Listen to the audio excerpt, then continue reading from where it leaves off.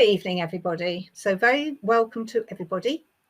And please write in the chat because I will be bringing those points that you raise into what we're talking about. So really, you're in charge, although we do have some ideas what we'd like to talk about, but you guys are in charge, providing you write in the chat to me. Okay, and that's why I'm looking here, so I can see the chat well. Okay, so I'll start it off if you like. Well, Emma, welcome. Good evening, Catherine. Good evening. And Charmaine? Hi, Catherine. And they both had a hard day. Yeah, a long day.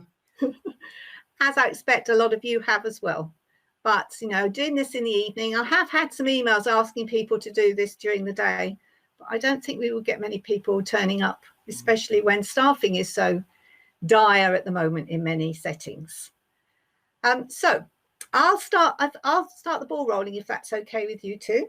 And I have a quote from a recent Ofsted blog, and it says, or part of it says, because it was a long blog, although many children do well in early years, over a quarter are not where they should be in their learning and development by the age of 5. So would you two like to comment on that? Do you think that's a true? I think that's one for Charmaine to answer. I think the thing to remember is that the part of quality of education is now such a big part of your Ofsted inspection. When we look at how it's divided, isn't it, through the 4 areas, the learning and development takes over such a big part, and I think that's become a remit for the new EIF and their judgment. Absolutely. And I think that's partly because they know of this. They know that these 5-year-olds are not where they should be. I think that, you know, looking at past curriculums that we've had and things like that things change all the time, and things kind of take a step backwards, take a step forwards in early years, and sometimes it's not as well respected, if you like, as schools are in terms of educating our children. So I think that's a big one, and I think that EIF is really now trying to almost build that back up. And if I can just chip in there a little bit as well, I think COVID's had a massive effect on that, because the data, and obviously like Charmaine said, this is such a broad area now, but the data now is starting to come out with the gaps. And those gaps are getting wider than they ever were before on the back of COVID. So I think only now early years are starting to get the data through in terms of gaps in speech and language for children. And I don't like to refer to children as COVID babies, but that essentially is kind of what we're dealing with now, and the fallout and the aftermath of COVID in respect to quality of education and the gaps for children under 5. Yeah, I agree. It's interesting that a big national organisation today talked about COVID babies, which made me cringe. But it's reality, I suppose, and we have to recognise that. I think it's really interesting that Ofsted, the Ofsted Inspection has changed massively from when I had my nurseries inspected, and also massively since I was an Ofsted Inspector. I was one of the first Ofsted Inspectors, our GNIs, they used to call us. And I think it's quite right that the inspection should be more about what's happening on the ground rather than being up in the office talking to management, which is how they often were back then. But it's interesting. My worry, as I've shared with you two, is that, and it's interesting that Ofsted's keeping this data, but they don't want to see our data, although I feel that the data is really important for high quality nurseries to be keeping to understand where children are at, you know, which children are falling behind, making sure that interventions can go in. Now, nobody's talking to us, ladies. Isn't that a shame? Come on, everybody. No. I think if we could be very controversial, perhaps, and then perhaps we'll get something in the chat. I think one of the things that we found, Catherine, if you don't mind me touching there, you know, we have 6 daycare sessions of our own, and I think a lot of focus has been around our 2 to 3s, in terms of speech and language. So we're definitely seeing a massive gap with that age group of children within our provisions, definitely. Yeah, and that's quite understandable, isn't it? When a lot of them haven't been allowed out the house away, haven't been able to see extended family. Parents are working at home and looking after their children when they were very little. And I know, so, it's COVID babies, Catherine, but yeah, a lot of these 2 and 3 year olds have not known the world without COVID, I find. No, that's right. That's right. We were talking to a professional that was talking about those group of children with that age group, and they're just used to people talking with their masks. So just looking at the way that words are formed and speech. So there's a massive, there's been a research program around kind of children being exposed to people talking with masks on. So I think that's had a massive detrimental effect on those group of children. That's really interesting, isn't it? Because before COVID, there was a lot of talk about should practitioners of different religious backgrounds have their face covered in a nursery setting. Can you remember those discussions? Yeah. So I mean, COVID has sort of proven that it, for young children's language development. The other thing about language development, as I know everybody in the audience will recognise, parents at pick-up time have their heads in their phone and they're not necessarily talking to the key person or listening to the key person. There's been a bit about that on social media as well recently.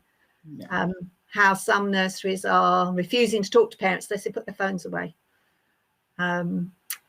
Anyway, sorry, I've digressed a little bit. No, it's absolutely fine. I think also with that, there's the whole collection of parents at the door. I know some of our settings are still probably not letting as many parents in for handover. So I think that's had a little bit of a detrimental effect, although I think our practitioners quite like the parents not coming in. To an extent. It's perhaps they see it as being easier, but I don't know if it's easier for the parent in the longer term. Because how can you have a private discussion on a doorstep? And also there's that bonding, between key person and parent and child and key person. That parent doesn't see that if they're kept outside. The nursery that I have left, I don't actually run any longer, but my office overlooks it and I see them standing outside waiting to go in. And but I know many nurseries are doing that. Even a nursery that uses our software last week, they don't let parents in. They got outstanding, And I think with that, Catherine, I think it's how you adapt your practices to make sure that you have strong relationships with your parents and build that partnership. Because, well, yes, on one hand, some settings won't allow parents back in for whatever reason in terms of COVID restrictions, but it's then about how you do maintain those relationships. Absolutely. Yeah. And I get that. Somebody's said in the chat that their child's nursery being shut down because Ofsted Inspector over safeguarding, and safeguarding is a huge part of the Ofsted remit and always has been, hasn't it, Emma? Yeah, so Charmaine and I obviously have planned a little bit this evening. We were talking about that whole safeguarding issue and that it will flip an inspection on it. It can flip an inspection on its head. So just looking at what this person's put in the chat now this evening regarding the nursery being shut down. So yeah, pretty much like Charmaine says, we have the 4 areas of inspection focus, but safeguarding is separate. So if you are on inspection or you're going through an inspection, your quality of education, and all the other aspects, personal development could all be on point. You could be on for a good or an outstanding up to around midday. Tends to be the safeguarding questions come out kind of the second part of the afternoon. Obviously, each inspection is slightly different, each team's different, but kind of if we look at it as a rule, so to speak, or a practice, that safeguarding kind of emerges in the second part of the inspection. But if Ofsted are going to find issues and gaps in knowledge or practice or fire exits or firearms not working, then that can absolutely flip an inspection from going to maybe good or outstanding right down to inadequate. And unfortunately, I think a combination of reasons for that happening. There are more and more settings that are getting inadequate at the moment. I think some of it is the length of time settings haven't been inspected for. Ofsted are back on track now in terms of the backlog, for one better way of putting it.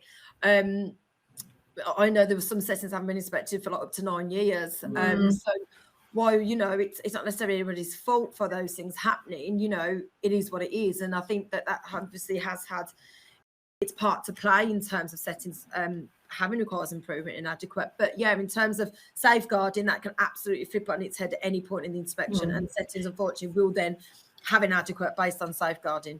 I mean, with this, sorry, Catherine, is that there's no proper fire exit or fire alarms in place. I don't know how these places get registered then in the first place. I mean, obviously, my thing I'm most passionate about is children's learning and development. And I agree that safeguarding should be a big key, and we do have safeguarding software that goes alongside our learning and development software. But if we look at it in a less huge way, by the way, that noise is my very demanding dog, if you hear her. She's wiggling about. You know, children do not learn if they don't feel safe and secure. So, you know, it's the right way round, really, isn't it? Definitely. Yeah. I know. So, and I can see how, you know, a nursery that hasn't been inspected for a long time could be a bit lapsy-daisy about their policies and procedures, particularly when they've had COVID issues and sustainability issues and staffing issues. You know, we know what it's like, you know, in nurseries when things are thrown at us on a day-to-day basis, and some of these really important things can be pushed to the back of our minds, but they still have to be done and still need to be communicated to the team, and making sure that training and development's there. And that's what your company does, isn't it? Yeah, definitely. Yeah. So I'm just looking at this other comment that somebody's put in terms of disengaged parents and people don't know how to parent. And I think, yeah, you are right. And without getting on my soapbox here around children's centres, I think it's such a shame that the children's centres aren't a thing like they were maybe 10, 15 years ago, because we both have worked in children's centres before in Birmingham, and you know, I think those sorts of services are invaluable for supporting families that might not know how to parent. And I think with government cuts and all the rest of it, it is such a shame that we can't be part of that educating this generation of people. Yeah, I mean, we've taken that on board big time with our software. We have different ways that we can work with parents, so we don't have a one size fits all. And at the top level, where a parent wishes to use that level, because obviously I think as educators we have to educate parents how important they are in their children's lives and the difference that they can make in their children's lives. You know, it's not just panning them off onto us. But our software does help parents understand what could come next in their children's development for them to choose, with some ideas and how to do that at home. And then it communicates with the nursery software, as it were, or preschool software, because we work with preschools as well. Because I'm sure many people here tonight know that 90% of a child's brain is fully grown before they're 5. So in our minds, we want parents to be on board to help with all those brain connections and help their children as much as they possibly can. You know, going back to the children's centres, I think a lot of parents, well, you two will know this, it would be a lot of the disadvantaged or the parents that didn't work that would actually access those, wouldn't it? Not a working parent. Well, they would on the ground level, but as early years practitioners, we could refer into services for anybody as well. Yeah. So universal services were there for anybody, regardless of your status or your working status or anything like that. So if we still felt that parents needed support, we could still refer in as early years practitioners. And I think that's what's lacking now, isn't it? Is that, you know, we don't have that service to be able to refer to. But what about the key person in nurseries? I mean, that's their role, really, isn't it? To help parents understand where their children are moving to in their learning and development. Would you say? I suppose it is, but only in a very short kind of small, so a small amount, really. So for, you know, if you've got a child who is 30 months, for example, you can tell them where they are when they are 30 months and where they should be. and when they're 30 months and things that you could bring them on to get them onto that next kind of age group. But those are they're only small. They're more touch points, aren't they? Touch points, I think. And, you know, going back to what this person said here, JC, sorry, you know, we haven't got it's not about the time, we haven't got that wider remit to really drill down with parents. So yes, we can do what we can through Spark, or, you know, educating our staff even, but it is difficult these days. And that's why, you know, while we do have some of our settings that don't, it's not about not letting the parents in, but we look at other ways and avenues to make sure we can bridge that gap. Yeah. I mean, I was a bit disappointed with the new inspection framework, because the parent part didn't really change. You know, how practice, because I might be controversial. Please come into the chat and disagree with me. But I really, as I've said, I really think that parents have a really important part to play. And as, you know, as a nursery owner and manager for years and years, I didn't really take that on board. You know, parents were a hassle in many ways. You know, the children were easy. The parents, or some parents, a few parents perhaps, were really difficult and used to take up a lot of our time. And in terms of, oh, go on, sorry, Catherine. No, go on. No, I was just going to say, in terms of the new EIF, yeah, there is a lot of scope within that EIF document, so to speak, in terms of inspection to engage parents. That said, though, in terms of inspection day, inspectors do want to hear about parents. They do want to know how they're involved in their children's learning. And they, you know, many a report will feature the feedback, or, you know, from those parent partnerships, and how successful or not those may be. So while, you know, I deliver EIF training, for example, and there isn't a lot in terms of what we do for practitioners necessarily, but it is fundamental to inspection. You know, when we go out to inspect, you know, we do ask for feedback, whether it be testimonials, whether it be directly talking to parents. So it is fundamental to get that feedback. Yeah, no, I agree. I do agree. But also, sorry, carry on, Charmaine. I think that's the same for everything that we get judged on, isn't it? Is that it's not about just the day of inspection. It's about what's happening all the time, and that the inspector can actually pick out what we do well all the time from that day of observation, the day of communication with parents, with staff, with the children, even seeing how they're getting on. They can see what we do is good practice. Yeah, and so sometimes we've got those kind of partnerships set up, and that's good practice for us. That will show on the day of inspection. I know I'm going to be controversial, because I appreciate that, you know, you guys you run good settings and have had outstanding etc in your nursery settings, but I think sometimes it's unfortunate that maybe inspectors don't spend enough time with the parents and get a real good picture. You know, it just happens that they picked on the parent that doesn't normally pick up, and they ask the questions, and of course that parent doesn't necessarily have a good relationship with the setting, and that can mark people down. I think that's a bit of a, oh, somebody's agreed with me on that one. Oh, that's nice. We've got another one here. We found that more parents lack confidence and knowledge with potty training, behaviour and eating, and look to us to sort these problems. Yeah, I would agree with that. I would agree more and more so now, Catherine, actually, like we've just been saying about the whole parenting changing, and more we've had these conversations over potty training and behaviour, that again, these kind of questions used to go to when you were doing children's centres, and when you started doing, you know, your parent and toddler groups that were at children's centres, you had other professionals there, you had your health visitors dropping in and giving support and advice on those things. But I know of someone who has got a child who is almost 3, has never met their health visitor. No. Well, I know that some health visitor checks are done on the phone. How on earth can that happen? Yeah. Somebody said here we have quite a lot of 3 and 4-year-olds in nappies. Yeah.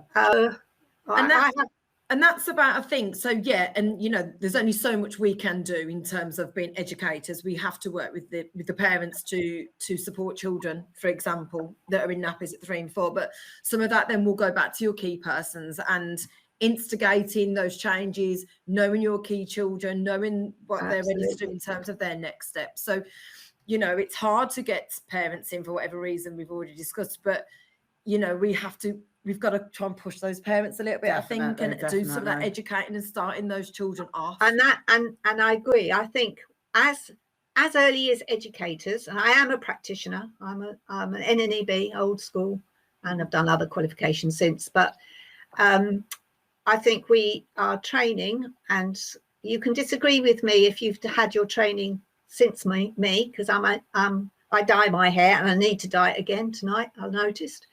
But I think, you know, the training is very much, early years training is very much on the children, and not an awful lot of help and support is given to educators, practitioners, in how to handle parents and how to help parents. Because in the EYFS, it does actually say that the key person or the nursery or preschool is responsible for helping parents with their children's learning and development. I'm not making, that's not a quote, I just know it's in there somewhere. All right. And yet very little time is spent with the parents to enable that to happen for whatever reason, whether it be time or whether it be priorities, etc. We're inheriting workload from lots of agencies which have been cut, and we have difficulty recruiting staff. Yeah. You're not the only one that's having difficulties recruiting staff. I know that doesn't help. And certainly from an Ofsted perspective, that's awful when you haven't got enough staff. You know, you're immediately going to not lose your good or your outstanding if you haven't got enough staff on duty, because it's and I will say just there a little bit, you know, without getting too controversial here, and obviously we have to abide to ratios and things like that, but you know, Ofsted are a little bit more relaxed, isn't the right word, but they will listen to you in terms of your have more understanding. Yeah, have an understanding. And while I'm not saying a risk assessment is going to fix your staffing issues, it really, really isn't. But I think some of that barrier there, if you have that knowledge, if you're quite aware of your staffing issues, if you put risk assessments in place, it will help. So, you know, like I said, we have to adhere to ratio and things like that. But if we're aware of the staffing issues, if we look at where we can support our weaker team members, our staff members a little bit more, have those risk assessments in place, it will help you. Yeah. But to an extent. Well, that's it. That's good to know, actually, because I know we've got lots of really, really good settings that use the software, and yet they're having huge issues with recruiting staff. And in fact, the nursery that was whose report came out last week, they had to call in staff who didn't necessarily work in that room with those children when they had their inspection, because unfortunately somebody got Ofsted fright and went off sick. So they pulled in somebody who was used to working with children with special educational needs. You know, they were working on a one-to-one, and they wouldn't have normally been in the nursery that day or in that room. But they still managed to, well, they were able to use Spark to understand where the child was at and provide for their needs, basically. Our software is a little bit different. I want to just explain. It guides staff, so everybody is working consistently. So every key person has the knowledge to help and support that child, and the parent can do the same. So they were able to use it in that way. But you know, that again is very difficult. I know when I was an Ofsted inspector, you knew which were the children you wanted to track. You know, they stood out like a sore thumb, and the same must happen for key persons, I would imagine. You know, if you've got a key person who isn't so strong in a room, then they're going to stand out. Is that, what would you say, that was true, or am I imagining that? Yeah, I think so. And I don't know if I'd use the term standing out, but yeah, they will be exposed on inspection, but then it will go back to your leadership and management, because you're always going to have that new member of staff. You're always going to have that apprentice, you know what I mean? So you're only as strong as your weakest link. So I think it's about what an organisation or a nursery group does that to support staff.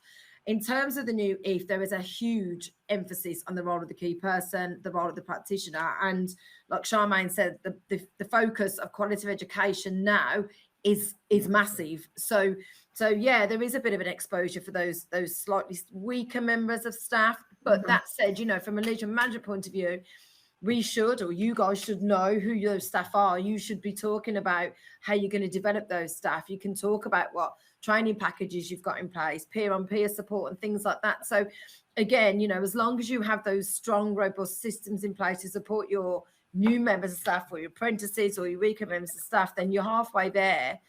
Absolutely. And you've got those procedures in place as well. So when you've got new staff starting, you're doing robust inductions with them. So they know about your ethos, they know about how you're going to teach your children, how are you going to safeguard your children, all of those things. So they know that from induction. Yeah.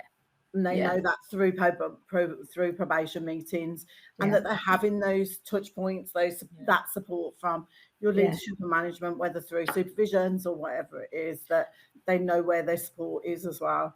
Yeah. And you guys can help people with that, can't you? Through your training company. So we have a whole package on supervisions, procedures in terms of inductions and things like that. We have like a list of capabilities that we expect the practitioners to have, and we will do peer-on-peer observations and things to make sure that we know that they are competent to do that job, if you like, before we let them do it. But again, that's really hard, isn't it, if you haven't got enough staff to ensure that you've got enough people around to do those things. Because I know when I was running my nurseries on a full-time basis, you know, that's the part that perhaps again will slip, like the policies, you know, keep making sure those are up to date. And so many people are panicky and nervous on inspection day, including management, I say, and also the Ofsted Inspector, I would say. Okay, I turned up at an Ofsted inspection once. I had to leave home in the dark, and I had one blue shoe on and one black shoe on, same style. And I was not a confident inspector at all. In fact, I don't think I ever felt, it's a bit like being an interview. When you're interviewed, you know, you're nervous, aren't you? But actually the people that do the interviews are just as nervous sometimes.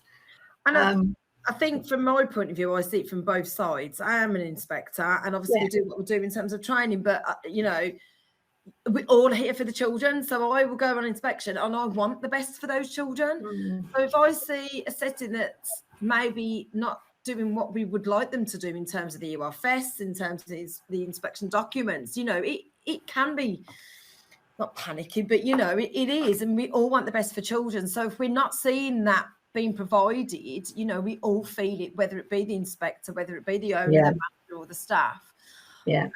But there's a difference between them not doing it and not knowing it, and being nervous and kind of panicking on the spot, isn't it?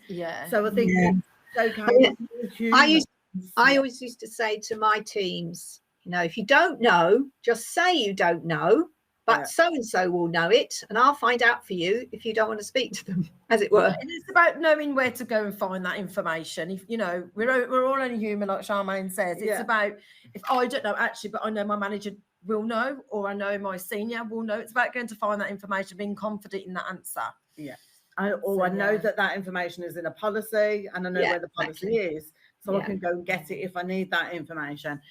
No one's going to know all the policies and procedures off by heart, are they? And the same goes with the children, I think. How can anybody, particularly if it's a nursery that perhaps has lots of sessional children, so practitioners have lots of key children. Now, how can they possibly remember the ins and outs of every child? I find that, you know, I feel that's quite a big challenge for a key person. So, you know, they're already, you know, probably panicking about that because now the inspectors are going to be talking to practitioners a lot more than they used to. And what we will say from our experience and recent experience is actually to flip all that on its head. Actually, our staff have been really empowered Yeah. And I think it's how as us as leaders and managers deliver that experience about Ofsted. And yes, you know, we're all going to get a little bit nervous on the day and things like that. But actually what we try to do is flip that on its head. Make them feel confident. It's about celebrating what you do every day for the children that we care for. So, and when Inspector speaks to you, I want you to tell them all those good things. Yeah. All those good things you do for all of those children all of the time. Yeah. And Is there anybody here that's had an experience they'd like to share on the chat? Charmaine has.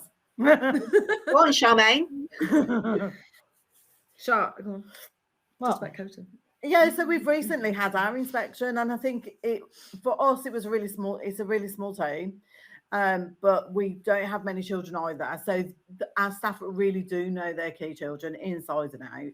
And for me, it was literally saying to the staff, you know, celebrate that, tell the inspector everything you do for those children, everything you know about those children, explaining all of their next steps, anything that the children don't know, so that you're working on those at the moment, and what are you doing for them. You know, we talk about the 3 I's, don't we, in the EVE.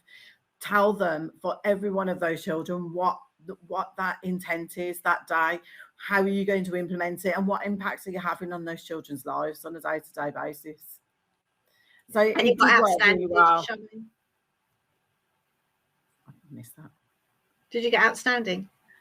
We got good. We got good.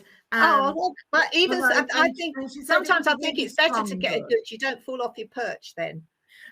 The thing was with the setting from Charmaine, so Ofsted, lovely lady, didn't want to talk to Charmaine really as doing the learning walk, so because it's a small team, there were 2 staff apart from the manager and the deputy. So, and these staff, one of them's long-standing, and there's a bit of history with the setting. We took over in 2019, so the journey that those staff have come on has been immense. Yeah. So for 2 staff, one was new in 2019 with us, and for the other one as well, their journey to go from what they went through in terms of inadequate with another company to come through that, to hold that inspection on their own was just amazing.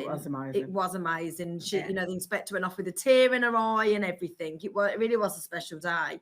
But yeah, like I said, you know, we fostered those good practices and you know, encouraged them to be confident. Somebody's put in the chat box about, you know, Ofsted experience days, so we deliver those as well, and we find those go down a storm really well. And staff then get used to kind of being questioned almost by somebody that they don't know, and it's another set of eyes to come in, you know. I mean, we don't come in and scrutinise or analyse your setting at that point. It's about kind of giving you some pointers ready for the real thing. So we do find the feedback that we have from external providers that when we can go in and do these Ofsted experience days is priceless, really, isn't it? You know, so I feel empowered to carry on and through, and it's a practice almost. Yeah, we find that helps. Yeah, well, it's nice that it's an experience day rather than a mock Ofsted. Yes. Yeah. We also do, as consultants, we do audits. So we do things like learning and development audits, where we'll go into settings and literally audit what they're doing on learning and development. And again, much like the Ofsted experience, talk about what they can do better, what they can improve on. Think about what's it like to be a child in your setting, and, you know, flip that for the practitioners to really think about what's it like from the child's perspective. What are they learning on a day-to-day basis? What is the environment like? What is the equipment like? And those are really useful, aren't they, when we use them on other settings when we go and do consultants. So because it just gives them something else again to think about. I was just wondering if anybody's listening, if they've got anything they particularly want to ask about, or if they're worried about anything particular as far as Ofsted is concerned. I mean, I suppose I am a bit biased, but I wonder how less experienced staff or highly qualified staff who perhaps are not so, I'm going to offend people here, I know I am, but highly qualified staff who perhaps are not so practical with the children. That perhaps doesn't make sense. But anyway, how people are formulating what the next steps are. Because I see, because I used to do, apart from Ofsted, I used to do quality assurance work as well, and I'm also a consultant, tend to do things more overseas, however. And I see, you know, a huge range in practitioner ability. And that's what I'm trying to say. It doesn't necessarily boil down to their qualifications, right? No. And really, if a child has a key person who isn't so experienced, who doesn't have that knowledge, you know, how do they manage to work out what the children do next? You know, how do they work out? Or do they just put out lovely activities and hope the children are going to gain from it because they want to do foot painting today, or they want to do a science experiment that they've just got off Twinkle or something today? No disrespect to Twinkle. You know, because they want to do it. It's not because they want the children to have this experience so they can learn this. Does that make sense? Yeah, definitely. And through doing consultancy work, we see this all the time. Yeah. You know, they think it's a nice activity. It's autumn now, so we're doing leaf printing, or it's September now, so we're doing All About Me. You know, it just goes on a road, doesn't it? And I think that you've got to get to the crux of what the ethos of the setting is first, to see really what the setting is trying to offer. There's big scope now for people writing their own curriculums. We've been involved in writing a few with a few of the settings we've done consultancy work with, because, you know, the EYFS is just saying that you need that framework. So that framework doesn't have to be the EYFS. No. It doesn't have to be certified. And that's I suppose, and in many ways, that's what we provide. It's there on a plate for people. But ours is all around child development. You know, it's about. So it's about the settings really finding out what they want to do as well first. And if they want to go through doing their own curriculum, then it's really got to be one that's robust, that the staff can use on a day-to-day. Because, you know, the EYFS, it's massive. Do we really want to be using those reams and reams of development matters to really find out what the children can't do? Because that's what we want to know. What the children can't do is what we want to be working on. But we also, but to know that, we need. There are 2 issues. 2 points I'd like to bring up. First one is, if we don't, we have to keep records on all the children, whether they are, in my view, whether they are capable or not. They might be what we used to call gifted. You know, they could be very forward and they could end up having behavioural issues because we're not stretching them enough. But we won't know that unless we keep records. We need records. And I know Ofsted don't want to see them, and that's fine. So somebody, but for good practice, sorry? Somebody on the chat has asked about paperwork and evidence and things as well. And I think it is that balance of, no, we don't want to have reams and reams of paperwork, but we need to have a basis, don't we? We need to have something that we're assessing these children against. Yeah, absolutely. And when we talk, and you're old school like me, we used Mary Sheridan back in the day. Yeah, well, we've incorporated Mary Sheridan in what we do too, and Portage, got a book here. and Portage and Elkland. We've incorporated everything we possibly, and Montessori. But the second point I want to make is about a curriculum, because in my view, I think child development needs to be the backbone. And if we understand what the children need to learn next, what could be coming next for this particular child, not for the group or the class or the room, but for this particular child, you know, this particular key child, how that happens is that it boils down to the creativity of that key person or that team around that child. Yeah. And, you know, I would hate a curriculum. I hope this doesn't go against the grain with you guys, but I'd hate a curriculum to be all about me in September, and we must all do autumn leaves. We might have a loose topic that we're going to incorporate autumn into the children's learning. That might arise from the children's interest, mightn't it? Yeah, because exactly. they can see the leaves falling and they can Exactly. go on a walk to the park and see what's happening. Yeah, So and that's how the the curriculum should be, in my view. Yeah. It should be around what the children are interested in and the practitioner's creativity and using that interest. But that interest has to be, there's some approaches, or at least one approach, where you don't bring anything up unless the child brings it up. Now, unless there are leaves in the classroom or leaves in the garden, then how on earth are the children going to want to learn more about leaves? But then also, Catherine, we have to balance that on the fact that a 3-year-old does not know about the world around them. Exactly. We need to actually be teaching these children about that. And but that's what I'm trying to say. We need to give them that opportunity of those leaves. Just because they haven't asked about the leaves, we still need to give them we need to present those resources. And somebody's put, we always do All About Me in September. I don't think there's anything wrong with that necessarily. Because actually it's really nice way of introducing children to children, introducing them to new key people. I was just using that as an example, as it had already been brought up. But I think some people's curriculums could be very much like that. You know, we do this in September, we do this in October, we do this in November because it's fireworks, and we've got to do Halloween, you know, all of that. And I don't think that's a curriculum. Do you remember the old style long-term planning we used to do? It's that, isn't it? And we want to get away from that now, because we don't know what the children's needs are going to be come November or December. We don't know what goes back to cultural capital.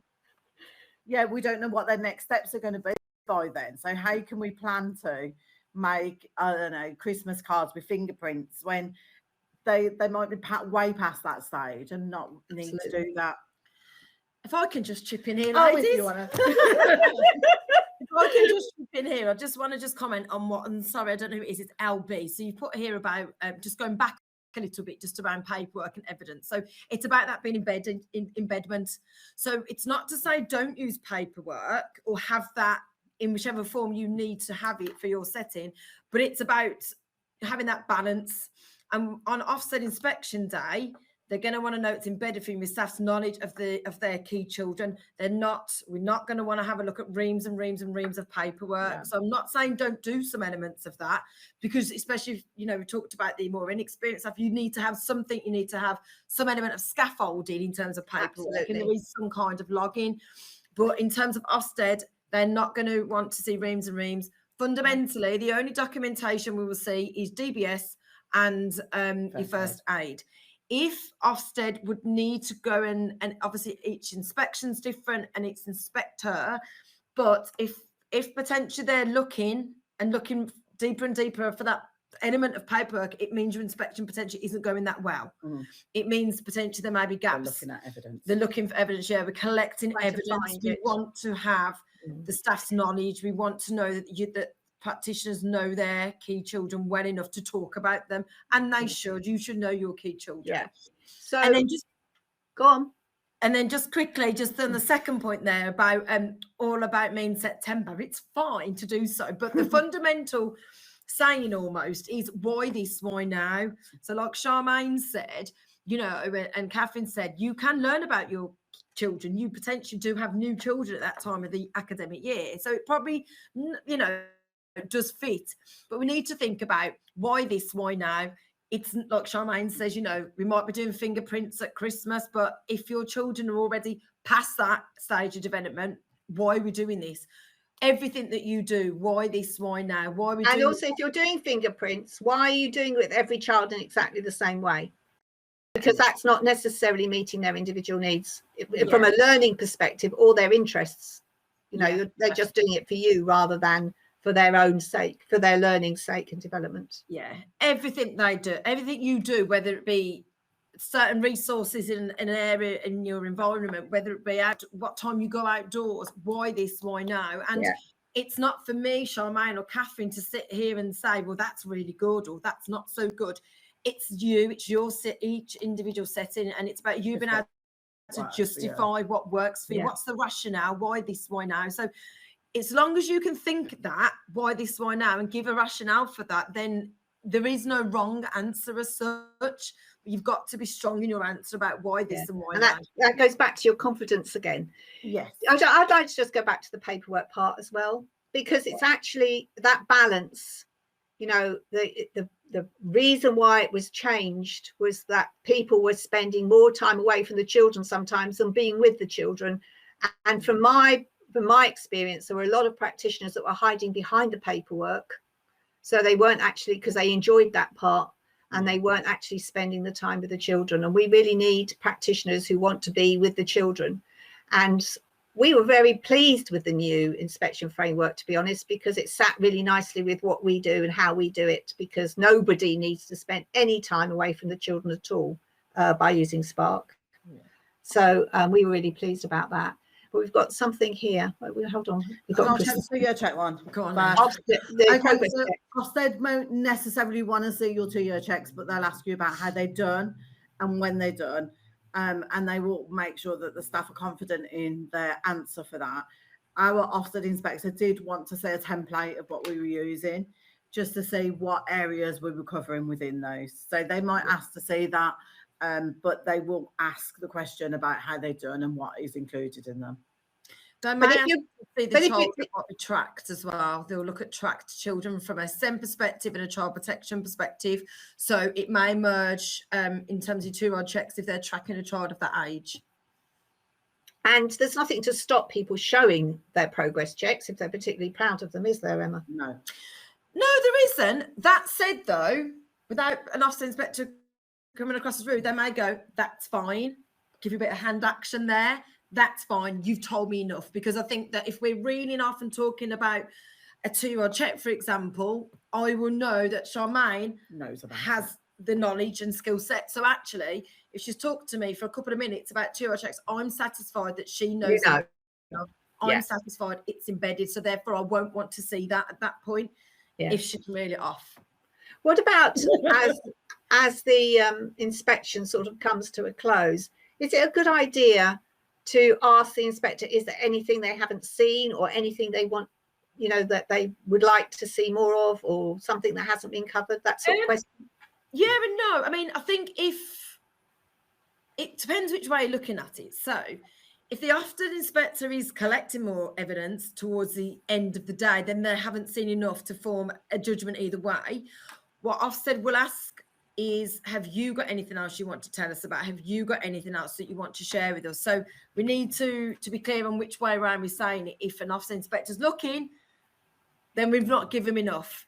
But they should be asking you if there's anything else that you want to tell us. And if there is things that you've not been able to showcase and tell them about, then now's your chance. Yeah.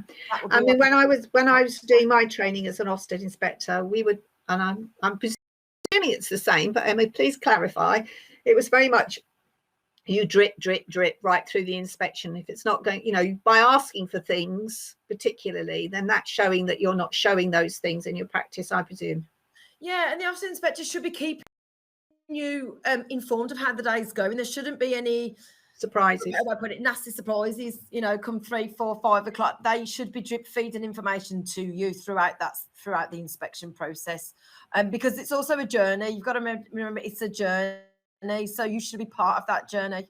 You know, there will be a joint observation, for example. You will have opportunity to have that 2-way dialogue once that's completed. So, you know, if we were picking up on an activity or joint observation that wasn't the best, which isn't always an issue necessarily, but I'd want to know that Charmaine has picked up on the same things that I was picking up on and things like that. So again, you've been through that journey together. You've both done that joint observation together. So there shouldn't be that shock at the end of the inspection. No. Sorry, Emma, carry on. Go on. Someone's just asked how long a learning walk needs to be. I was just about to say, we haven't covered the learning walk. No. I think you could just say something about the learning walk. This is knowing your why, isn't it? Yeah, it's a little bit of how long's a piece of string, in fairness. It's going to depend on the size of your setting. It's going to depend on your rooms. But again, you know, for me, on both sides of the picture here, it's about selling yourself on that learning walk, taking that inspector around and literally owning that learning walk. It's all about you. The more information you can tell and share at that point, the potential less gaps there will be for the inspector later on in the inspection process in the day. Sorry, can I just put in? I think the thing to remember in the learning walk is whatever you say on that learning walk, mostly she's, the inspector will want to see that in practice. So at that point, you can't tell lies, you can't tell any fibs to the inspector, and big yourself up that you do all these amazing things, because they will then want to see the evidence for that later on. I've done there's a webinar around on YouTube that people can access. I've done a learning walk webinar, a live webinar some time ago about it. I tend to go into the depths of things a bit when I do my webinars. I was just going to say as well, sorry, Catherine, just about the learning walk as well. There's also a bit of ownership for yourself. You know, you guys can put a bit of a timetable together and have a little bit of ownership, I suppose, of that learning walk. And there'll be things like, so for example, one of our settings previously did and wanted the inspector to see like baby yoga or something. So the learning walk was downstairs, but they knew at 10 o'clock or whatever time it was that baby yoga would be happening. So you can also break off from manipulate the situation and break off from that learning walk, so the inspector's going to see some of that happening.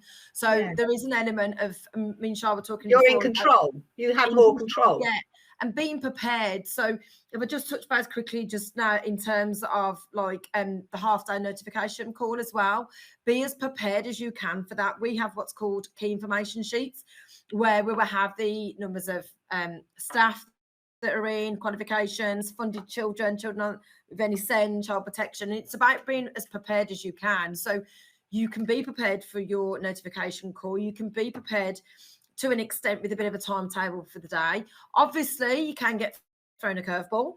You know, you never know what's going to happen on inspection. So don't, be too complacent. Don't think it's going to go exactly as planned, because these things sometimes don't, do they? But there is an element of organisation that you can do, even if it's just mentally in your own mind, having some notes written down. And also think about potentially, as a manager, if you are the one that's giving the learning, what will happen if you're on annual leave? What's going to happen? Who's your second in command? Who's your second in charge to be leading that inspection, in your absence? So be prepared as much as possible. I actually advise that in my learning walk webinar, that you have notes, so you know what you're going to say in each room. Because if you are a bit nervous, and you are wanting to showcase yourself after all, then it's important that you bring up everything that you want to say, and don't wish, I wish I'd said that, after the event, particularly after it's feedback. It's too late then, isn't it? So the inspection would have finished. And then exactly. We always advise as well to use things in your environment to remind you to say things. So if the planning board is just there, then that's the point where you're going to talk about planning. If the safeguarding board's there, you're going to talk about safeguarding. So it's using those prompts within your environment as well. Definitely. Yeah, that's a good point. I'm very much a visual person. I would use those prompts big time, I think. Okay, has anybody else got anything else they wish to say on the chat? Is it okay if the manager to stay in the room to support staff? So it is, but like we talked about the inspection that Shah had in the summer, they weren't interested in speaking to Charmaine other than the learning walk. They wanted to speak to the staff. So again, it will be down to the actual inspection of the day and the inspector. But pretty much, the inspectors want you to do well. They want you to showcase. They want to see the provision that we're providing for children. So they don't want staff to be nervous. So pretty much if that helps the staff members to get through that inspection, they won't allow managers to answer for the staff. When they want to talk to staff, when they want to ask questions about their key children, they won't allow a manager to do that for them. But you could potentially be hovering around a little bit. But I would imagine these days, sorry, Emma, I would imagine these days sometimes the manager has to, because I would imagine a lot of managers are having to be in ratio with staff shortages right now. Yep, there is that. But again, do as much empowerment as you can with your staff. Empower them to own that inspection just as much as we would do as leaders and managers, definitely. That's an interesting question. What is the expectation about staff talking about children who are not their key children? So it's a bit of a difficult, well, it's not a difficult one. You know,